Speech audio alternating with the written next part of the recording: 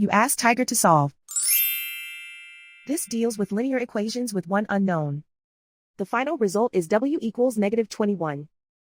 Let's solve it step by step. Group all constants on the right side of the equation. Subtract 3 from both sides. Group like terms. Simplify the arithmetic.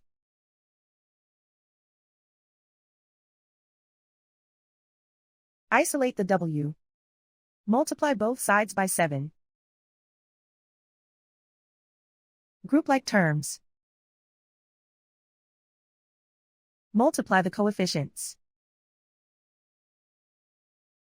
Simplify the fraction.